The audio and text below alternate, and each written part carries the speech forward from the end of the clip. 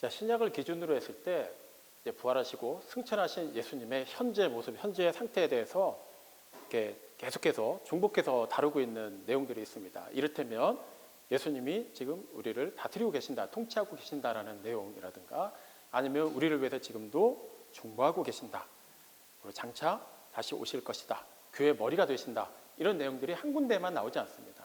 몇 군데에 걸쳐서 나오고 있습니다.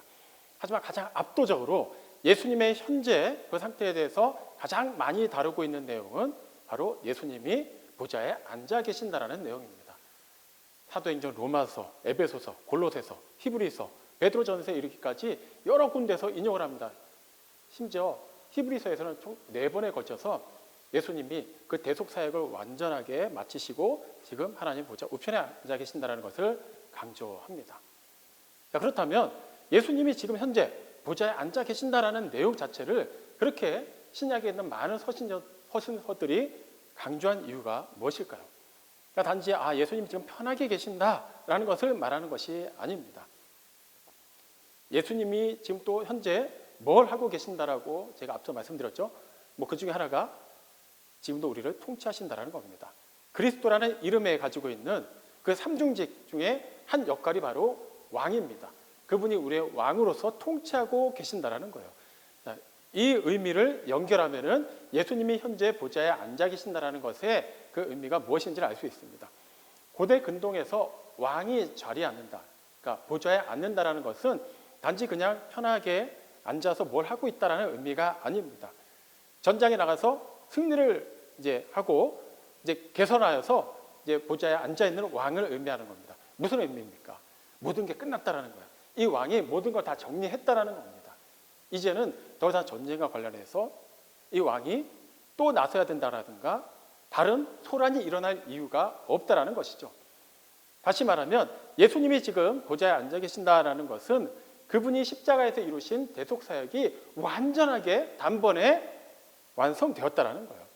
예수님이 또 때가 되면 오셔가지고 그동안에 미진했던 것을 또 그 구원의 문제를 해결하셔야만 하고, 또 시간이 지나면 세상의 악이 관영하면 또 다시 오셔서 십자가에 못 박히셔야만 하고 그러실 필요가 없다라는 거예요. 그런데 신약에서 그렇게 압도적으로 많이 자주 예수님이 보좌에 앉아 계신다라고 다루고 있는데 딱 한 군데서만 그 보좌에 앉아 계셨던 예수님이 자리에서 벌떡 일어서신 내용이 기록되어 있습니다. 바로 오늘 읽은 본문입니다. 스데반이 그 사내들인 공회원들의 그런 미움과 분노를 사서 성 밖으로 끌려내진 다음에 이제 돌에 맞는 그 과정 중에 일어난 일이죠. 왜 이 상황까지 이렇게 되었는지 우리 다시 한번 배경을 짧게나마 정리해 볼 필요가 있습니다. 스데반은 신성 모독이라는 그런 죄를, 그러니까 억울한 죄를 뒤집어 쓰고 지금 공의 앞에 서서 자신을 변호해야 됩니다. 어떻게든 살아나가야만 하는 그런 절체절명의 순간입니다. 그런데 그 자리에서 스데반은 자신을 변호하지 않습니다. 이스라엘의 그동안의 유구한 역사를 쫙 훑어봅니다. 그들이 너무나도 잘 알고 있는 내용, 아무도 부정할 수 없는 내용을 완벽하게 정리해서 그들 앞에 풀어놓습니다. 그리고 결론을 정확하게 찔러서 얘기하죠.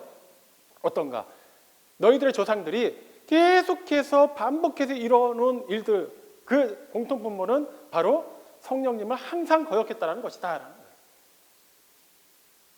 거기서만 얘기가 끝났다라고 하면 스데반이 그렇게 비참한 최후를 맞이하지는 않았을 수도 있습니다. 그런데 더 중요한 핵심을 찔러서 얘기하죠. 그런데 너희도 의인이신 그리스도를 십자가에 못 박았다. 너희 조상들과 똑같다. 전혀 달라진 게 없다. 라고 말합니다. 오늘 본문에서 보듯이 그 얘기에서 그들이 귀를 막습니다. 마음이 찔렸기 때문이에요. 스데반의 말이 틀렸으면은 그냥 그거에 대해서 정죄하고 그거에 대해서 판결을 내리면 됩니다. 그런데 그 이전에 그들은 먼저 귀를 막습니다. 듣지 않으려는 거예요. 차마 그 공회 안에서 그에게 해코지할 수는 없습니다. 그것이 또 이렇게 부정해지면 안 되기 때문에 그 순간 그들이 취할 수 있는 그들만의 가장 최선의 방법은 스데반의 말을 듣지 않는 거예요. 지금 막을 수가 없는 거예요. 스데반은 자기 위치에 서서 지금 해야 될 말을 막 하고 있는데 이걸 지금은 막을 수가 없습니다. 일단은 귀를 너무 찔리니까 이걸 감당하지 못하는 거예요. 그리고 이를 갈기 시작합니다. 이제 갈 때까지 간 거죠. 인정해야 되는데 인정하고 싶지가 않은 거예요. 그 가장 좋은 방법은 뭐죠? 스데반을 없애는 겁니다. 그래서 그를 성 밖으로 끌어내죠. 거룩한 성전 안에서 그에게 어떤 해코지를 가한다는 것 자체가 굉장히 불경한 일이기 때문에 그들은 그 와중에도 또 율법 조항을 지키기 위해서 또 해야 될 건 또 합니다. 그런데 이거 참지를 못하는 거예요. 끌어내자마자 누구랄 것 없이 다 돌을 들어서 스데반을 향해서 던지기 시작하는 거예요. 그 비참한 상황 속에서 스데반은 하늘을 우러러봅니다. 돌이 막 날라오고 있어요. 작은 돌도 있겠지만 큰 돌도 있을 겁니다.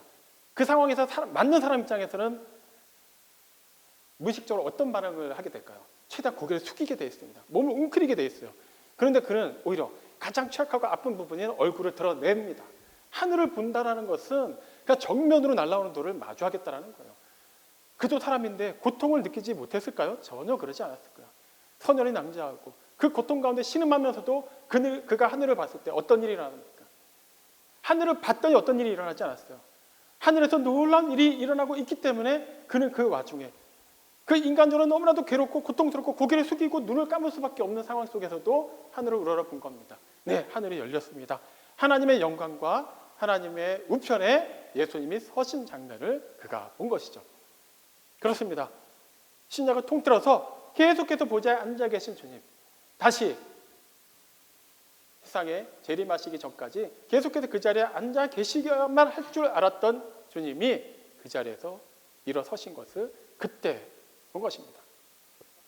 이것의 의미는 잠시 뒤에 다시 한번 살펴보도록 하겠습니다.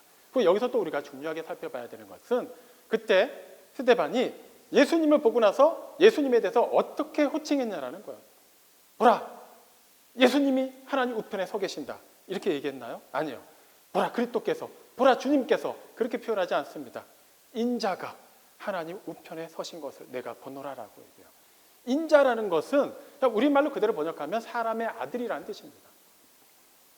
지금 이 와중에 돌에 맞아도 괴롭고 이미 죽는 것과 다름없는 상황을 맞이하고 있는데 이 비참하고 두려운 상황 속에서 예수님을 발견했는데 그 예수님을 보면서 왜 굳이 많은 표현 중에 잘 쓰지도 않는 인자라는 표현을 썼을까요? 그냥 단순하게 보라, 사람의 아들이 하나님 우편에 서신 것을 내가 보노라, 이걸 얘기하기 위해서인가요? 아닙니다. 이것을 또 그 의미를 알려면은 인자라는 표현의 유대인들에게 어떤 의미인지를 알 필요가 있어요. 이 말이 어디서 먼저 유래하냐 하면 다니엘 7장에서 유래합니다. 다니엘이 이제 환상을 보는 거예요. 거기 보면 7장 13절 이후에 또 인자가 등장을 해요.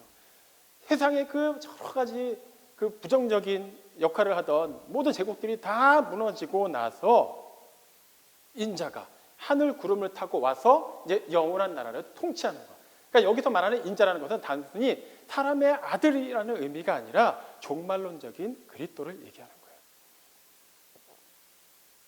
지금 그 말씀이 지금 스데반의 입을 통해서 다시 한번 반복이 되고 있는 겁니다.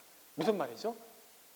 예수님이 바로 그 인자, 그 메시아가 맞다라는 것을, 그리고 그분이 부활하셨고 지금 승천하셨으며 하나님 우편에 앉아 계시다가 일어서셨다는 것을 기존의 선지자를 통해서 계속해서 예언된 내용을 그가 지금 확증하는 거예요. 그 일이 이루어졌다. 그분이 지금 일어서서 나를 보고 계시고 지금 이 상황을 보고 계신다는 거예요. 예수님이 앉아 계신다라는 그 내용이 또 신약에서 그렇게 많이 반복된데도 같은 맥락이 있습니다. 이 말씀이 그냥 괜히 나온 게 아니에요. 그러니까 예수님이 앉아 계시니까 그렇게 얘기했나 보다가 아닙니다. 이 말씀들 또한 또 구약에서 예언된 그 내용이 성취되었다는 것을 알려주고 있는 거예요. 시편 110편 1절 말씀입니다. 시편 기자가 이렇게 예언하죠. 여호와께서 내 주에게 말씀하시기를. 근데 이 말씀의 의미가 참으로 중요한 게 여기서 말하는 시편 기자는 다윗으로 알려져 있어요. 다윗이 이스라엘 왕입니다. 근데 이스라엘 왕인 다윗이 그 대상을 가리켜서 내 주라고 표현합니다. 자기보다 더 압도적인, 아예 비교할 수가 없는 그런 통치자가 지금 계시다라는 거예요. 근데 그분이 어떻게 하신다라는 거예요? 여호와께서, 하나님께서 그 주님께, 예수님께 내가 너의 원수들로 너의 발판이 되게 하기까지 너는 내 우편에 앉아 있으라 라고 말씀하셨다는 거예요. 자, 다윗이 그것을 예언합니다. 그리고 그 일이 성취되었다는 것을 신약에 있는 많은 서신서들 또 사도들을 통해서 그것이 증거가 된 거예요. 그리고 그 일이 지금 그 인자께서 지금 이 상황 가운데 보고 계신다. 충격입니다. 왜 충격일까요? 지금 스데반에게 돌을 들어서 치고 있는 사람들, 그들 중에 상당수는 사내들인 공회원들이에요. 그들이 어떤 사람들입니까? 율법에 대해서 누구보다도 잘 알고 있는 사람들이에요. 그리고 불과 얼마 전에 그 율법을 근거로 해서 자칭, 그러니까 그들 기준에서 자칭 하나님의 아들이라고 하는 예수를 죽인 사람들입니다. 근데 그때 예수님을 그들이 죽일 때 뭐 나름 여러 가지 제목들을 갖고 왔어요. 거짓 증인들도 세웁니다. 스데반한테 했던 것이 그러니까 처음 있는 일이 아니죠. 이미 그들에게 전과가 있어요. 그래서 결정적으로 그들이 더 이상 들을 것도 없다. 죽여야 된다. 신성모독죄가 맞다라고 결정 지은 사건이 무엇입니까? 가야바의 법정이었어요. 기존에 예수님이 너희가 이 성전을 헐라 내가 사흘 만에 다시 일으키리라 이런 걸 가지고도 그는 충분히 죽을 만한 죄를 지었다라고 말하고 있지만 얼마든지 예수님이 그 법정에서 그것에 대해서 그 의미를 좀 더 그들이 이해할 수 있게 그들이 좀 오해하지 않는 범위 내에서 풀어서 설명하신다면 그렇게 안 좋은 결과로까지 이어지지 않았을 거예요. 그런데 예수님이 다음과 같은 말씀하셨기 때문에 그들이 난리가 난 겁니다. 뭐냐 하면 막 묻기 시작해요. 네가 메시아가 맞냐? 정말 그리스도가 맞냐? 거기서 예수님이 뭐라고 대답하십니까? 너희가 인자가 하늘 구름을 타고 와서 권능의 우편에 앉아있는 것을 보리라 라고 말씀하십니다. 그들이 어떤 사람들이라고요? 율법에 대해서 누구보다도 잘 알고 있는 사람들, 그 예언서에 대해서 시가서에 대해서 누구보다도 많이 알고 연구하고 가르치는 사람들이에요. 그들은 압니다. 여기서 말하는 인자의 의미가 무엇인지를 말이죠. 그 인자는 다니엘의 예언서에 나온 그 종말론적 그리스도가 맞다라는 거예요. 그리고 권능의 우편에 앉아있는 분, 그분은 하나님의 아들이 맞다라는 거예요. 그런데 감히 자기가 그 하나님의 아들일 뿐만 아니라 이 모든 것을 심판하는 자로 이 세상에 왔다라고 얘기하니 여기서 참을 수가 없는 거예요. 왜 못 참는 것이죠? 이분의 말씀이 그대로 맞아떨어지게 되면 자신들은 심판을 받을 수밖에 없기 때문에 하나님의 아들을 계속해서 대적했고 반대했고 그 말씀을 부정했고 그분의 가르침을 어떻게든 회방을 놨던 사람들이에요. 그럼 이제 끝나는 겁니다. 그럼 여기서 길은 사실은 가장 확실한 길은 하나예요. 회개하는 거예요. 그 인자 앞에, 그 권능의 우편에 앉아 계실 분 앞에 그들이 무릎 꿇으면 됩니다. 근데 그들은 그렇게 하지 않아요. 그분을 없애는 방법을 택합니다. 그래서 없앴잖아요. 이제 모든 게 끝났다라고 생각하고 있어요. 그런데 갑자기 교회 공동체가 생깁니다. 그들 말로는 성령님이 임하셨다라는 거예요. 그런데 그것을 부정하기에는 너무나도 놀라운 일이 막 교회 안에서 일어납니다. 심지어는 유대주의자들 가운데 상당수도 교회로 편입되기 시작하는 거예요. 자신들의 기득권이 흔들리기 시작합니다. 이렇게 계속 흐름이 유지되다 보면은 이제는 완전히 그들이 부정하고 그렇게 감추고 싶어 했던 그 비밀이 진리가 되고 그것이 그들에게도 어떤 식으로 영향을 끼칠지 모르게 되는 거예요. 근데 그 핵심 중에 핵심이라 할 수 있는 스데반을 그들이 드디어 심판대에 세운 겁니다. 만약에 여기서 스데반이 꺾이면 내가 생각해보니까 내가 그동안 그리스도에 대해서 전했던 말씀, 그동안 내가 배웠던 말씀을 근거로 해서 살아냈던 삶은 다 거짓이고 사실 허구도 좀 섞여 있고 나의 의도 좀 들어갔고 이런 식으로 말해서 그를 어떻게든 좀 혼 좀 내주고 풀려나가는 상황이 벌어지면 어떻게 될까요? 교회 자체도 흔들리게 되는 거예요. 그 뛰어난 믿음의 사람이 그동안 내가 가르쳤던 것, 내가 배웠던 것, 내가 공동체 안에서 함께 나눴던 그 말씀, 그 가르침은 사실 허구다라고 인정한 것이기 때문에 믿음이 연약한 초신자들은 당연히 흔들릴 수밖에 없겠죠.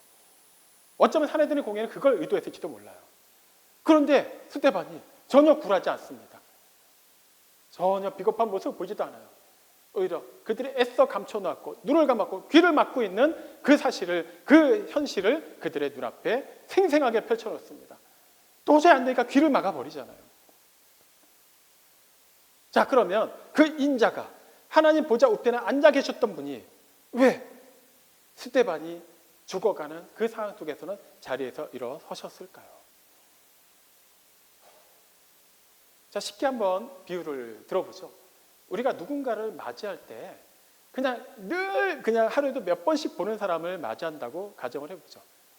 자리에 앉아 있습니다. 그 사람이 그 공간 안에 들어옵니다. 그런데 이미 아침에도 인사했고 그 후에도 인사했고 몇 번이나 얼굴을 주고받고 그러니까 봤어요. 그럼 어떻게 합니까? 그냥 뭐 이게 인기척만 하던가 그냥 간단하게 그냥 말로만 왔어 이 정도만 하면 됩니다. 그런데 그 대상이 굉장히 특별하고 그리고 내가 굉장히 아끼고 사랑하고 굉장히 소식이 궁금했던 사람이면 어떡합니까? 왔어? 이렇게 하지 않습니다. 자리에서 벌떡 일어납니다. 제가 어린 시절, 그러니까 소위 말하는 저희는 이제 국민학교 세대니까요. 이제 국민학교도 입학하기 전에는 이제 지금 같은 대형 슈퍼가 없었습니다. 제 기억에는. 동네마다 조그만 가게들이 있었어요. 그때는 10원짜리 한 장만 있어도 가게 가면 우리 같은 어린아이들은 사 먹을 게 있었습니다. 뭐 풍선껌도 있었고 뭐 돌사탕이라든가 다른 뭐 불량식품도 있었어요.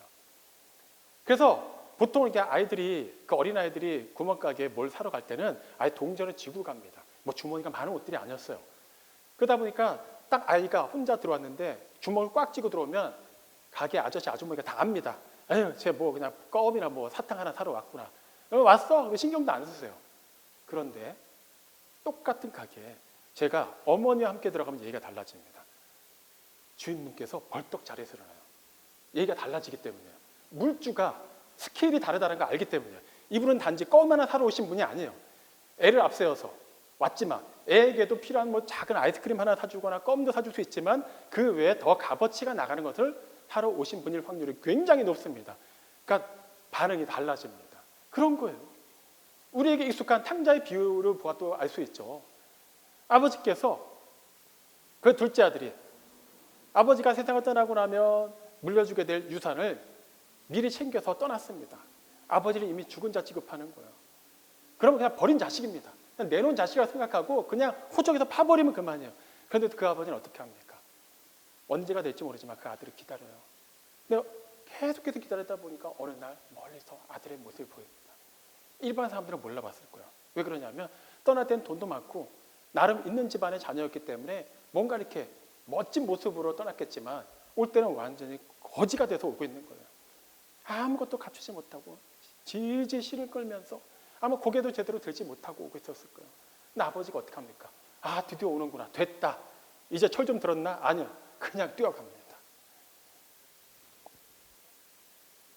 여러분, 정말 지저분한 사람을 며칠 동안 씻지도 않고 제대로 관리도 못한 사람을 모르는 사람을 대번에 달려가서 안아주실 수 있습니까? 웬만해서 그렇게 못합니다. 근데 그 대상이 내 가족이면 얘기가 달라져요. 오죽하면 이렇게까지 됐을까?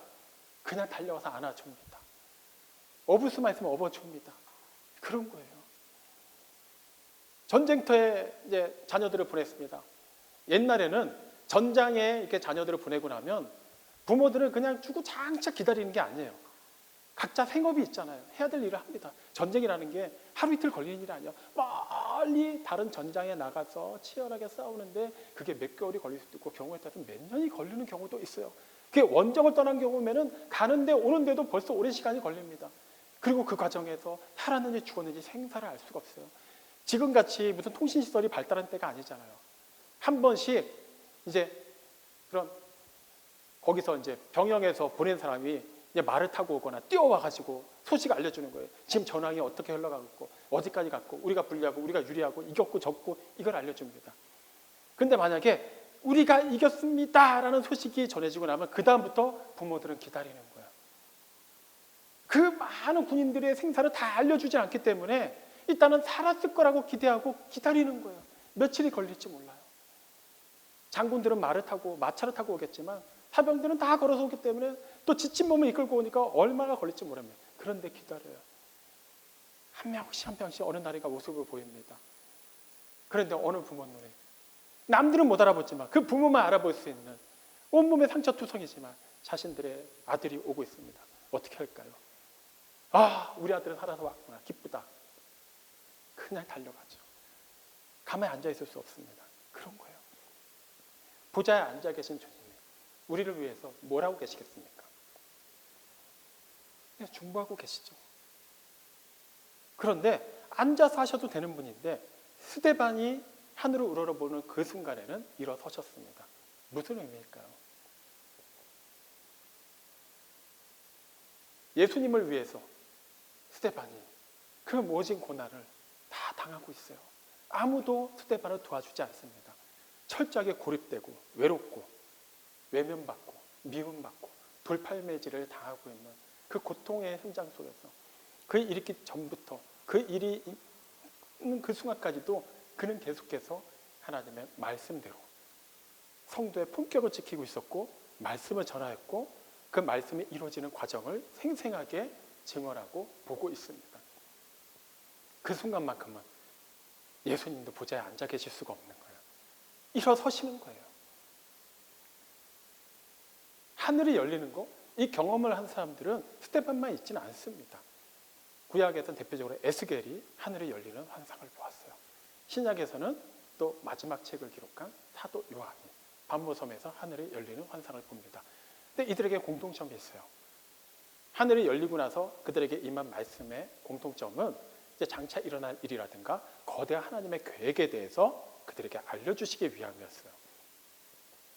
그런 일 자체는 엄청난 일이기 때문에 우리로서는 그게 새롭게 느껴지지 않아요.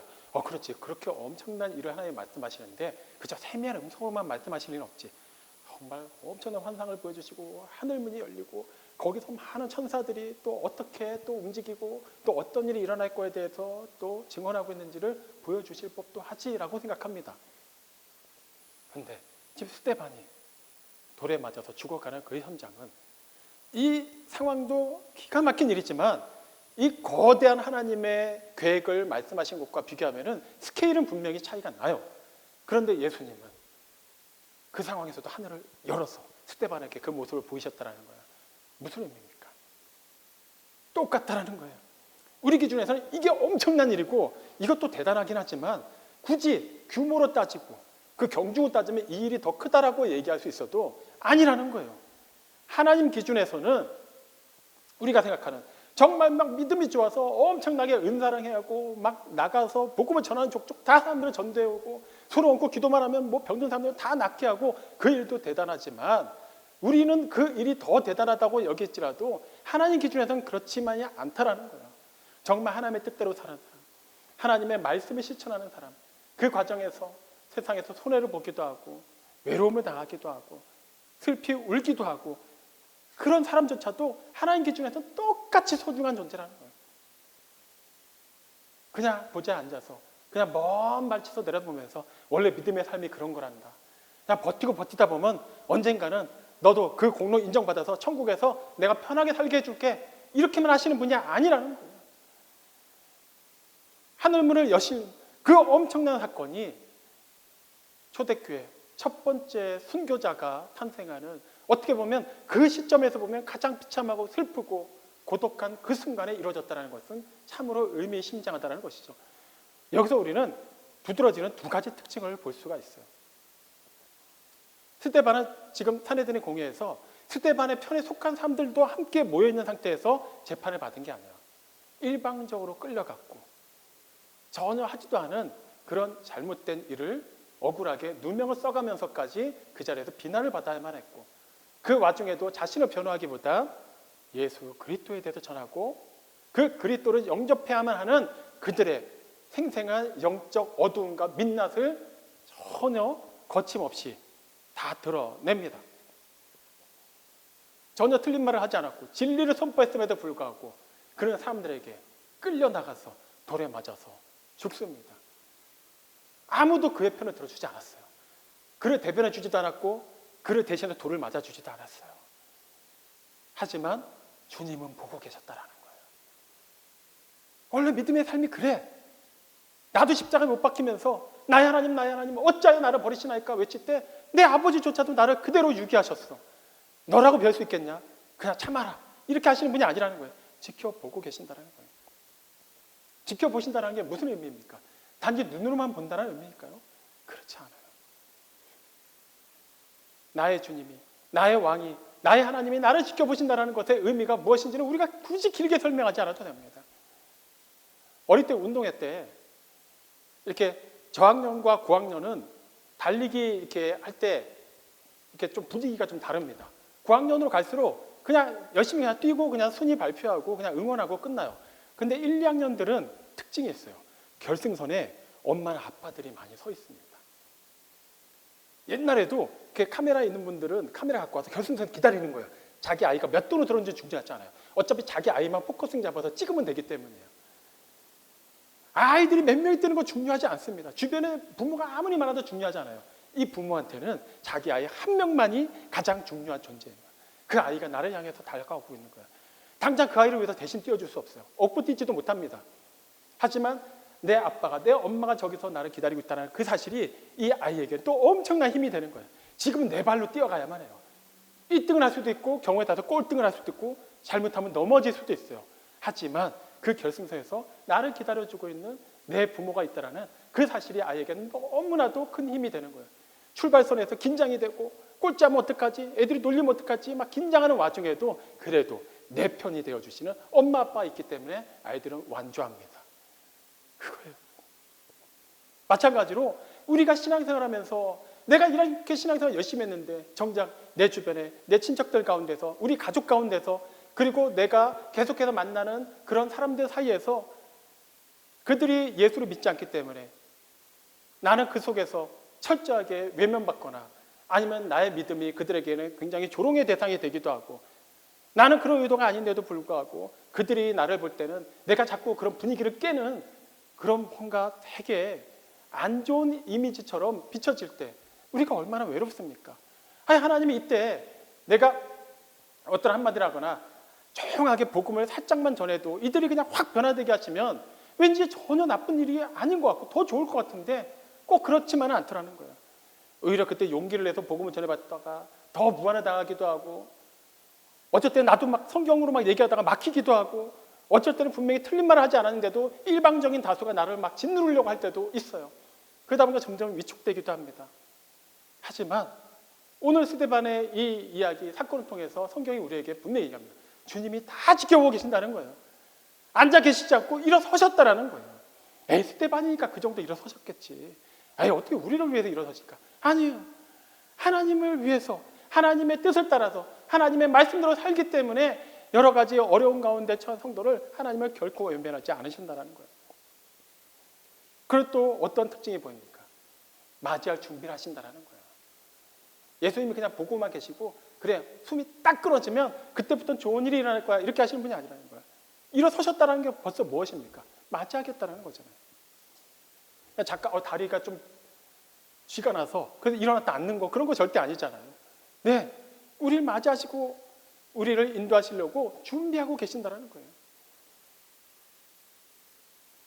그 하나님이 그냥 막연히 언제가 때가 되면 천국에서 내가 맞이할 게가 아니라는 거예요. 지금 이 상황에서도 그것을 견뎌낼 수 있는 힘을 주시고 보혜사 성령님께서 우리 안에 내주하시면서 계속해서 능력 주시고 말씀을 깨우쳐 주시고 우리로 하여금 절대 우리는 외로운 자가 아니라 버려진 자가 아니라 하나님과 동행하고 있고 하나님의 품에 안긴 자라는 것을 계속해서 알려주신다는 거예요. 사랑하는 성도 여러분, 스데반은 분명히 고독하게 비참하게 죽었습니다. 하늘문이 열렸다고 해서 그 권능의 우편에 예수님이 일어서신 것을 봤다고 해서 그가 고통은 전혀 없이 편안하게 숨을 거뒀다는 내용은 없어요.